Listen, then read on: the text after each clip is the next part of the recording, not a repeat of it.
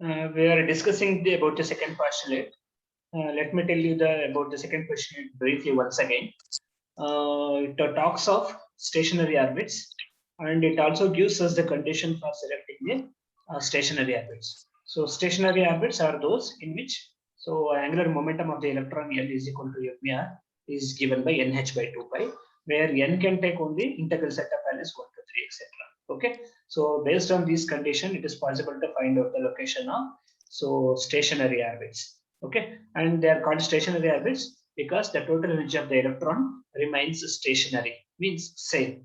So therefore, it does not lose energy. Therefore, it does not fall into the nucleus. So therefore, atoms are stable. That's how Niels Bohr actually could save the stability of the atoms by introducing the concept of stationary orbits. Okay, na?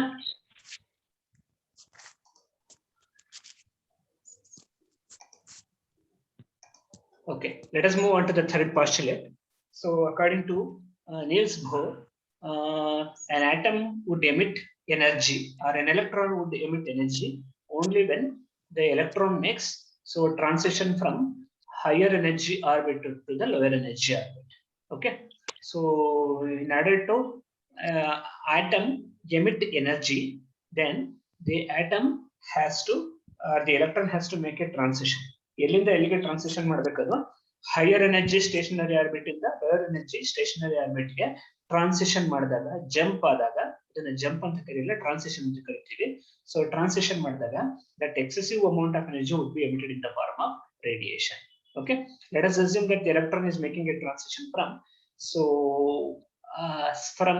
some initial orbit of energy E2 to a final orbit of energy E1, where E2 is greater than E1. So E2 greater than E1 ಆದರೆ ಮಾತ್ರ ಅದು higher energy level ಇಂದ higher energy orbit ಇಂದ lower energy orbit ಗೆ transition ಮಾಡ್ತಾ ಇದೆ ಅಂತ.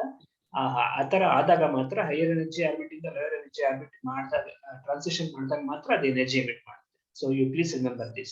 So it has to make a transition from E2 to E1, where E2 is the energy of the higher energy orbit, E1 is the energy of the lower energy orbit. Okay, so therefore the difference in energy E2 minus E1 is actually emitted in the form of photon.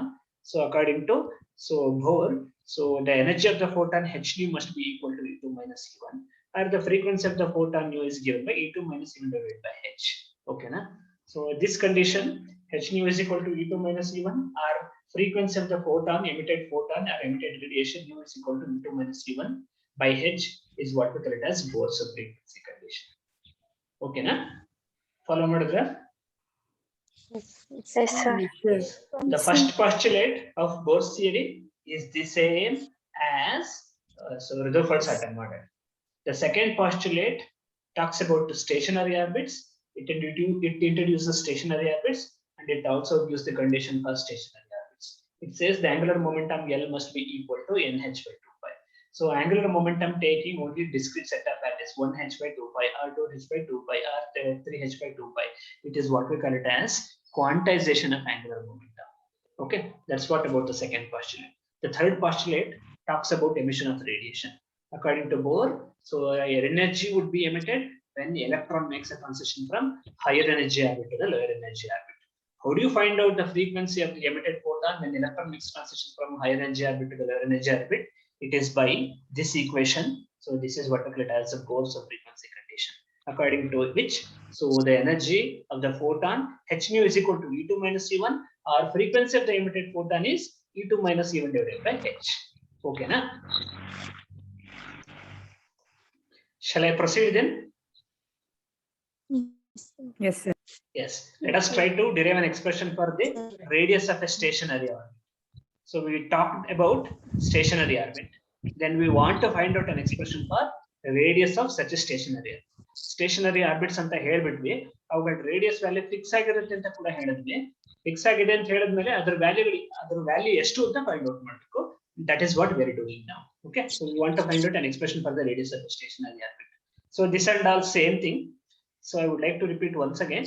So the electron is revolving around the nucleus in a stationary orbit. Stationary orbit means still it is a circular orbit. Okay, if it is moving in a circular orbit, so the necessary centripetal force is provided by the electrostatic force of attraction. Okay, na? So therefore you can write mv square by r is equal to 1 by 4 pi epsilon naught z square divided by r square ಅಂತ ಬರುತ್ತೆ. But ಇಲ್ಲಿ expression ಅಲ್ಲಿ ಒಂದು r ನ already cancel ಮಾಡಿದ್ದೀನಿ. m square by r ಅಂತ ಇತ್ತಲ್ಲ, ಆ r ನ ರೈಟ್ ಸೈಡ್ ಅಲ್ಲಿ r ಸ್ಕ್ವೇರ್ ಅಂತ ಬರುತ್ತೆ ಅಂದ್ರೆ ಅದನ್ನ ಕ್ಯಾನ್ಸಲ್ ಮಾಡಿದ್ದೀನಿ. ಯಾಕಂದ್ರೆ ಎಕ್ಸ್ಪ್ರೆಷನ್ ಪ್ರೀವಿಯಸ್ ಆಗಿ ಹೇಳಿದ್ನಲ್ಲ, ಅಲ್ಲಿಂದ ಒಂದು ಸ್ಟೆಪ್ ಮುಂದಕ್ಕೆ ಹೋಗ್ತೀನಿ. So therefore you can write m square is equal to 1 by 4 pi epsilon naught z square by r. ಹೌದಾ? ಕರೆಕ್ಟ್ ಅಲ್ಲ? ಫಾಲೋ ಮಾಡಿದ್ರಲ್ಲ ಈ ಸ್ಟೆಪ್ ನ? Yes, sir. m square by r is equal to 1 by 4 pi epsilon naught z square by r square. You can cancel one r on both the sides. So therefore you will end up with m square is equal to 1 by 4 pi epsilon naught z square by r. Okay, and one more information, important information. While deriving this relation, we are assuming that the electron is revolving around the nucleus and the nucleus is stationary. While electron is revolving around the nucleus, nucleus is not at all moving. So nucleus will not move at all, only if its mass is infinitely large compared to the mass of the electron. Okay, so indirectly, while deriving the expression for the radius of a stationary orbit, we are assuming that mass of the nucleus is infinitely large compared to the mass of the electron. That's why, so when the electron revolves around the nucleus, nucleus ಅಲ್ಲಾಡದಲ್ಲೇ ಸುಮ್ಮನೆ ಗುಂಡು ಕಲ್ ತರ ಕುತ್ಕೊಂಡ್ಬಿಡುತ್ತೆ. Nucleus electron ಅದ್ರ ಸುತ್ತಿರ್ಬೇಕಾದ್ರೆ ಆ electron ಆ nucleus ನ move ಮಾಡಕ್ ಆಗೋದಿಲ್ಲ. ಯಾಕೆ ಮೂವ್ ಮಾಡಕ್ ಆಗೋದಿಲ್ಲ ಅಂತಂದ್ರೆ, ಈ ನ್ಯೂಕ್ಲಿಯಸ್ ಮಾಸ್ ಎಷ್ಟು ಜಾಸ್ತಿ ಇದೆ ಅಂತಂದ್ರೆ, ಅದನ್ನ ಮಾಸ್ ತುಂಬಾ ಜಾಸ್ತಿ ಇರೋದ್ರಿಂದ ಆ ನ್ಯೂಕ್ಲಿಯಸ್ ನ ಎಲೆಕ್ಟ್ರಾನ್ ಕೆಳಗೆ ಅಲ್ಲಾಡ್ಸಕ್ ಆಗೋಲ್ಲ. ಹಾಗಾಗಿ ಸೆಂಟ್ರಲ್ಲಿ ಕರೆಕ್ಟ್ ಆಗಿ ಸೊ ಸ್ಟೇಷನರಿ ಆಗಿ ಸುಮ್ಮನೆ ಗುಂಡ್ಕಲ್ ಕೂತಾಗೆ ಅಂತ ಹೇಳ್ತೀವಲ್ಲ, ಅದರ ಸುಮ್ಮನೆ ಕೂತಿರುತ್ತೆ. ಓಕೆನಾ?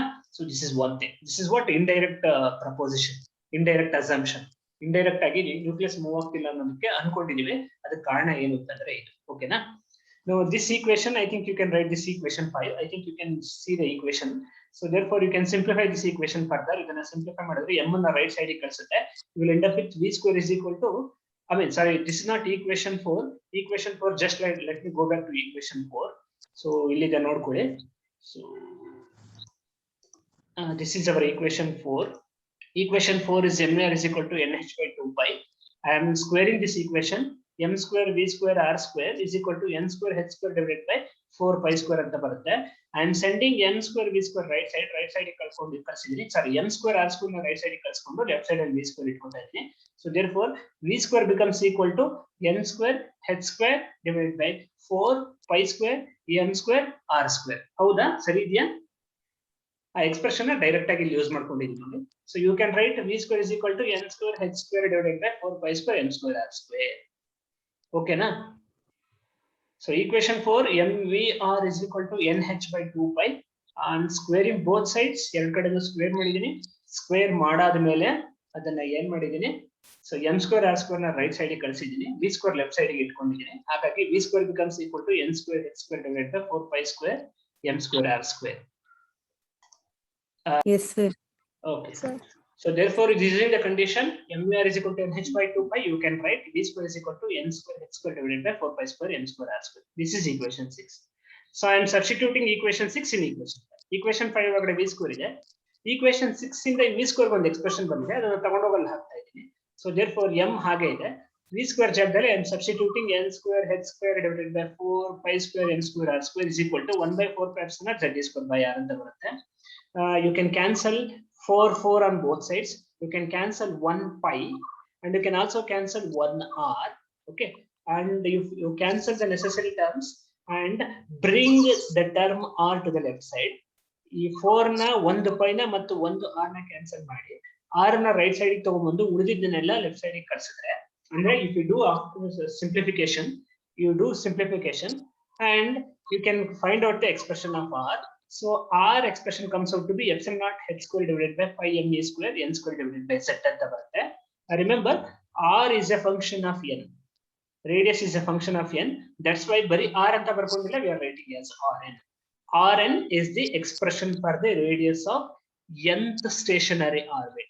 Radius of the nth stationary orbit is r ಅಂತಾನೆ ಬರ್ಕೋಬಹುದು, ಬಟ್ ಅದು n ಮೇಲೆ ಡಿಪೆಂಡ್ ಆಗಿರೋದ್ರಿಂದ rn ಅಂತ ಬರ್ಕೊಂಡಿದ್ದೀವಿ. So therefore rn is epsilon naught h square divided by pi m e square into n square by z. So equation 7.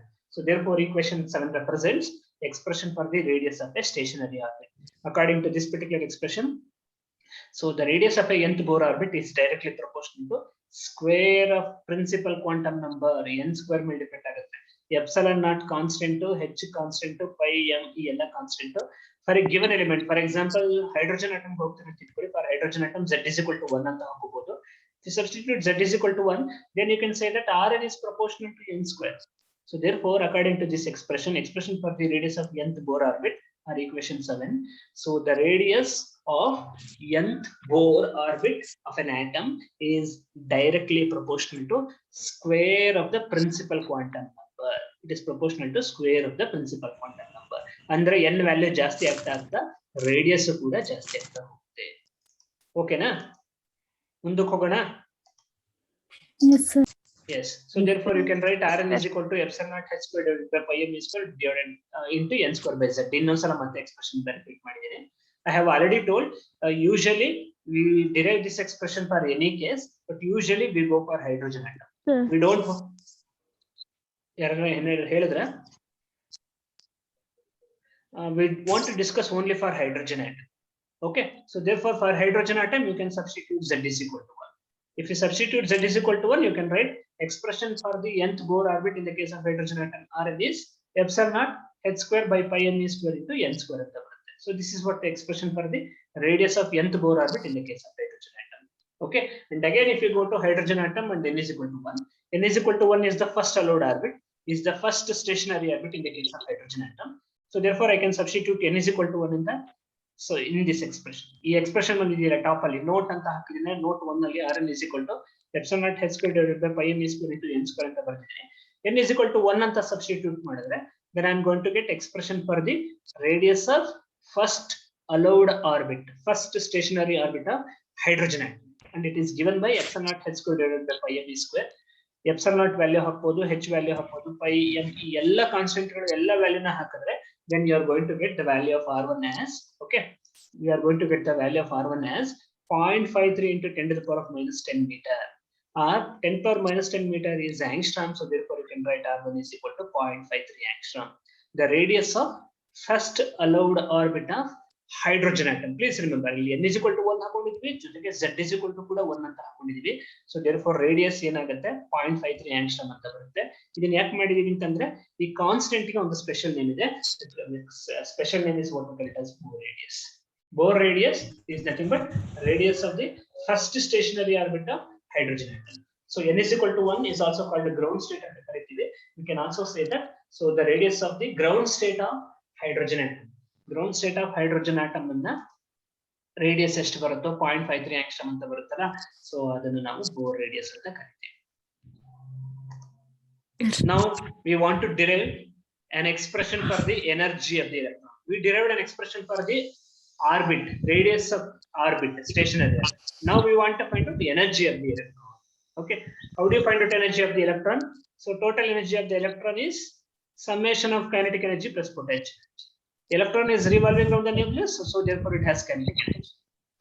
Electron is under the influence of electric field of the nucleus. So nucleus ಗೆ positive charge ಇದೆ, ಹಾಗಾಗಿ nucleus ಸುತ್ತ ಒಂದು electric field ಇದೆ. ನಮ್ಮ electron ಆ nucleus electric field ಒಳಗಡೆ round ಹೊಡಿತಿದೆ. ಅಂದ್ರೆ ನಮ್ಮ ಎಲೆಕ್ಟ್ರಾನ್ ಚಾರ್ಜ್ ಇದೆಯಲ್ಲ ಅದೇನ್ ಮಾಡ್ತಾ ಇದೆ, ನ್ಯೂಕ್ಲಿಯಸ್ ಎಲೆಕ್ಟ್ರಿಕ್ ಫೀಲ್ಡ್ ಇನ್ಫ್ಲೂಯೆನ್ಸ್ ಅಲ್ಲಿ ಇರೋದ್ರಿಂದ, so therefore it possesses one more energy, potential energy. Potential energy or electrostatic potential energy. Basically it is electrostatic potential energy, adana bari potential energy anta bartide. So therefore, so our total energy of the electron is the sum of kinetic energy plus potential. So kinetic energy, therefore E is equal to K plus U. Kinetic energy K,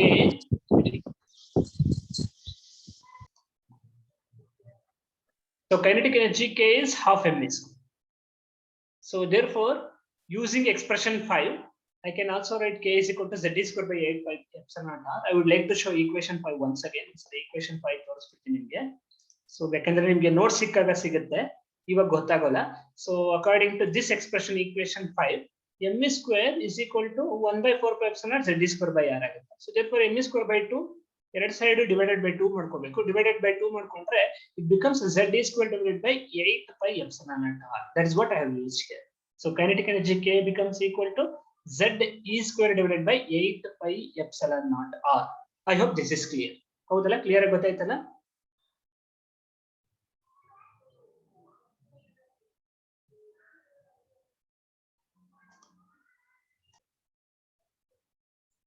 Okay, kinetic energy is given by Z square by 8 pi epsilon naught r. We have used expression for mv square using the expression for centripetal force. A centripetal force use ಮಾಡ್ಕೊಂಡು we have written the expression for kinetic energy. So therefore, half mv square becomes equal to Z square divided by 8 pi epsilon naught r. Okay, na? So therefore, we got the expression for kinetic energy. Kinetic energy expression is Z square divided by 8 pi epsilon naught r.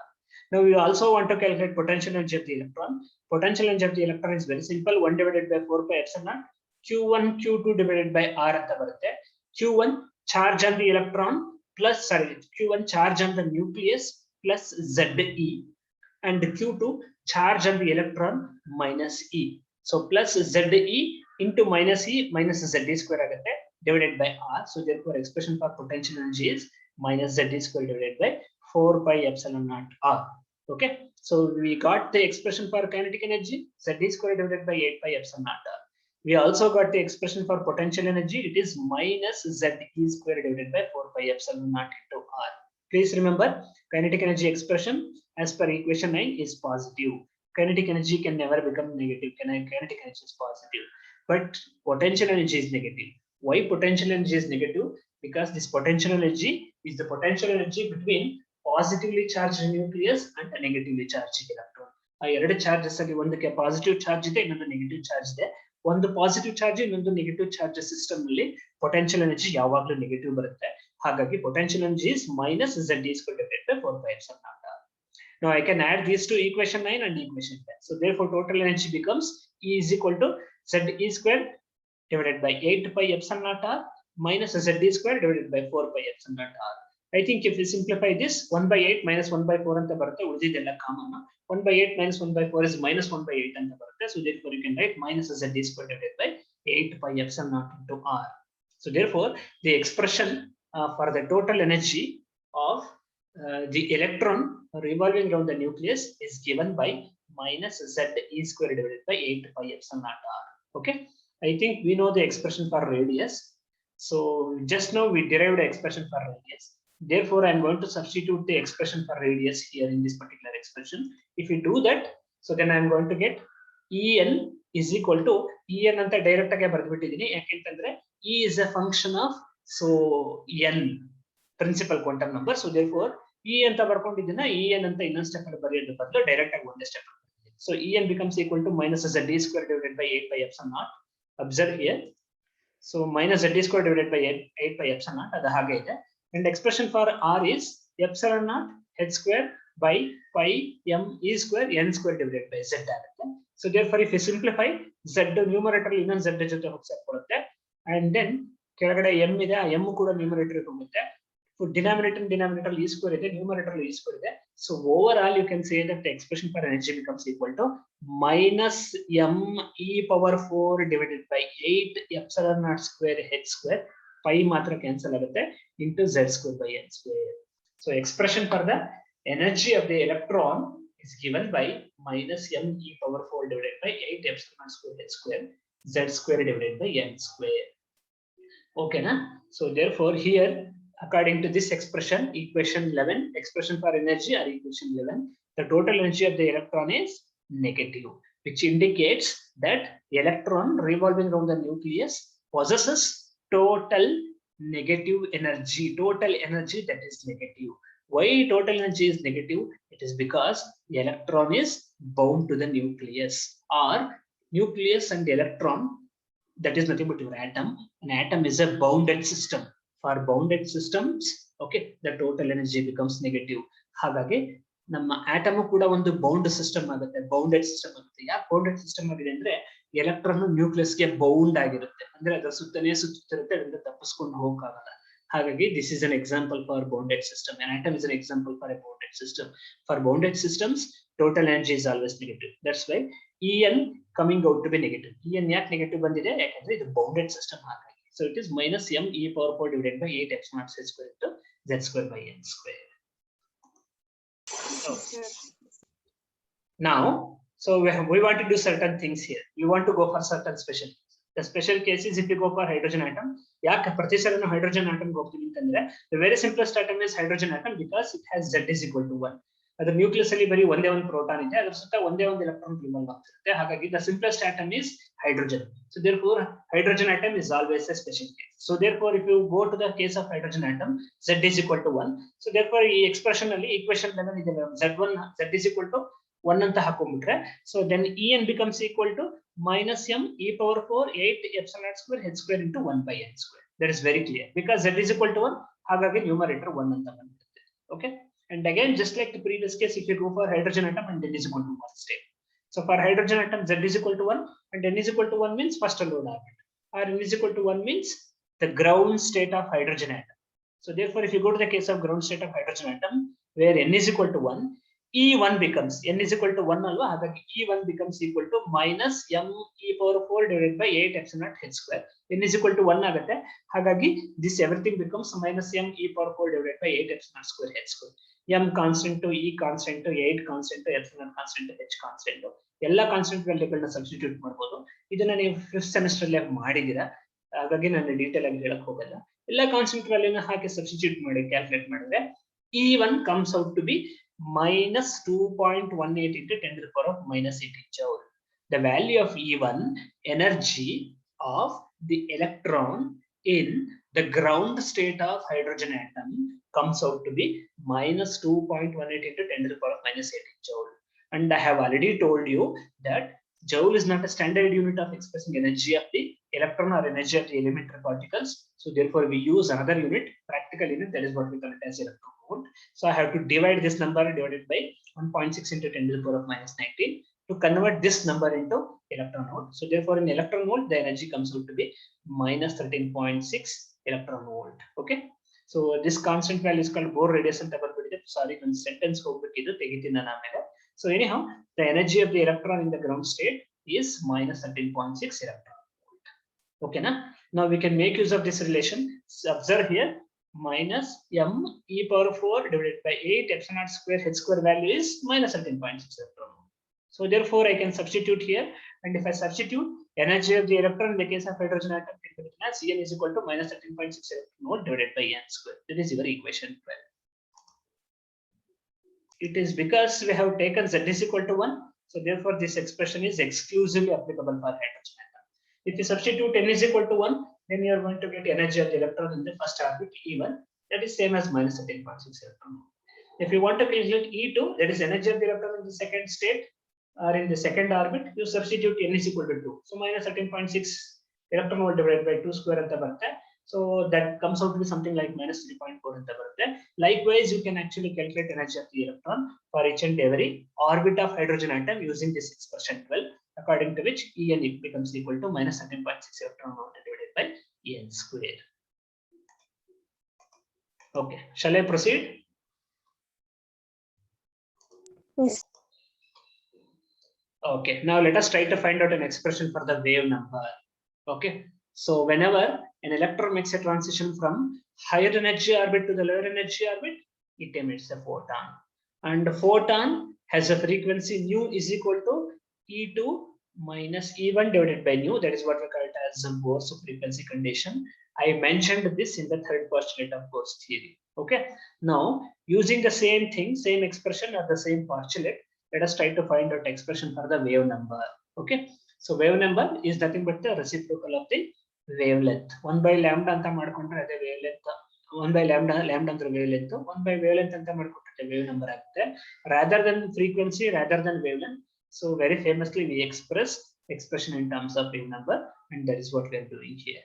Okay, so let us assume that En1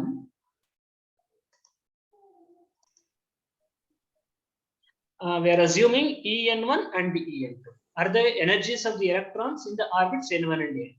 I am assuming two orbits. So first orbit having quantum number N1, second orbit having quantum number N2, principal quantum number N2. And I am assuming that N2 is greater than N1. That means second quantum number N2 is more than the first quantum number N1. Okay, so in the second quantum number, the energy of the electron is En2. In the first quantum number N1, the energy of the electron is En1. Okay, so therefore En2 is more than En1. Please remember N2 is greater than N1. I have written already in the bracket. So therefore, since N2 is greater than N1, So therefore En2 must be greater than En1. En2 greater than En1 means En2 is the energy of the electron in the higher energy orbit. En1 is the energy of the electron in the lower energy orbit. Now electron is making a transition from higher energy orbit to lower energy orbit. So it is making a transition from orbit En2 to orbit En1, or it is making transition from orbit energy En2 to En1. So therefore, according to Bohr's frequency condition, the energy of the photon must be equal to difference of the energy levels or energy orbit. So therefore, energy of the photon h nu, where h is Planck's constant, nu is the frequency. So it is simply given by En2 minus En1. Alva? So this is, I think, clear. And I'm using the expression for the energy. Expression for energy En is minus m e power 4 divided by 8 epsilon square h square. I'm doing it for hydrogen atom. E expression and z is equal ಅಥವಾ ಇದನ್ನೇ use ಮಾಡ್ಕೊಳ್ಳೋಣ, z square by n square ಅಂತಾನೆ ಹಾಕೋಣ. So En2 becomes equal to minus m e power 4 8 epsilon square h square z square divided by n2 square ಅಂತ ಬರುತ್ತೆ. If I substitute n1 En1, it becomes minus m e power 4 divided by 8 epsilon square h square z square by n1 square ಬರುತ್ತೆ. So if I do that one and if I substitute and simplify, okay, some simplify ಮಾಡಿದ್ರೆ, so then ಇಲ್ಲೊಂಚೂರು mistake ಆಗಿದೆ ಇಲ್ಲಿ. Okay, ಇದೊಂದು ಸ್ವಲ್ಪ mistake ಆಗಿದೆ. It becomes equal to left side ಅಲ್ಲಿ ಒಂಚೂರು ಮಿಸ್ಟೇಕ್ ಆಗಿದೆ. It is not u bar is equal to 1 by lambda. ಒಂಚೂರು ಎಕ್ಸ್ಪ್ರೆಷನ್ ಮಧ್ಯದಲ್ಲಿ ಬೇರೆ ಯಾವ್ದೋ ಬಂದ್ಬಿಟ್ಟಿದೆ, ನಾನು ಚೇಂಜ್ ಮಾಡ್ತೀನಿ ನಿಮ್ಗೆ ಆಮೇಲೆ. But anyhow, so if you take the difference of these two, so ಈ ಎಕ್ಸ್ಪ್ರೆಷನ್ ತಗೊಂಡು equation 11 ತಗೊಂಡು En1 En2 ಅಂತ ಎರಡು ಸಲ ತಗೊಂಡ್ರೆ ಡಿಫರೆನ್ಸ್ ಮಾಡ್ಕೊಂಡ್ರೆ you will end up with m e power 4 z square divided by 8 epsilon square h square into 1 by n1 square minus 1 by n2 square ಅಂತ ಬರುತ್ತೆ. Okay na, that's what I have written here. m e power 4 z square divided by 8 epsilon square h cube. Of course expression ಸರಿ ಇದೆ ಇಲ್ಲಿ, nu bar is equal to 1 by lambda, but direct ಆಗಿ wave number ಅಲ್ಲಿ ಬರ್ಬಿಟ್ಟು ಇಲ್ಲಿ ಬೇರೆ expression ಬರೀಬೇಕು, ನಾನು change ಮಾಡಿ ಕಳಿಸ್ತೀನಿ ತೊಂದ್ರೆ. ಓಕೆನಾ? So therefore minus 1 by n1 square minus 1 by n2 square ಬರುತ್ತೆ. If lambda is the wavelength of the emitted photon, so then frequency is equal to c by lambda. So frequency is equal to velocity of light in vacuum c divided by wavelength. Okay, so nu is equal to c by lambda. 1 by lambda is nothing but wave number. So therefore I can write nu is equal to c into nu bar. If I do that, adana substitute madadre, then I am going to get the expression. So h c nu bar, left side ಅಲ್ಲಿ h nu ಇದೆ, h nu ಜಾಗದಲ್ಲಿ c into nu bar ಹಾಕೋದು. Follow ಮಾಡ್ತಿದ್ರಪ್ಪ, ಗೊತ್ತಾಯ್ತಾ ಇದು? 8 epsilon square h cube c into 1 by n1 square minus 1 by n2 square ಅಂತ ಬರುತ್ತೆ. Okay, equation follow ಮಾಡಿದ್ರಾ? Yes, sir. So nu bar becomes equal to 1 by lambda ಅಂತ ಬರೀಬಹುದು. That can be written as m e power 4 z square divided by 8 epsilon square h cube c into 1 by n1 square minus 1 by n2 square. I have already told we always go for hydrogen atom. So in the case of hydrogen atom, z is equal to 1 aಗುತ್ತೆ. So therefore you can write for hydrogen atom nu bar is equal to 1 by lambda m e power 4 divided by 8 epsilon square h cube into c into 1 by n1 square minus 1 by n2 square. Okay, so this one m e power 4 8 epsilon square h cube c is a constant. We write it as RH. We call it as a Rydberg constant. So therefore in terms of Rydberg constant, nu bar or 1 by lambda can be written as RH is equal to 1 by n1 square minus 1 by n2 square. This expression is what we call it as. So Balmer's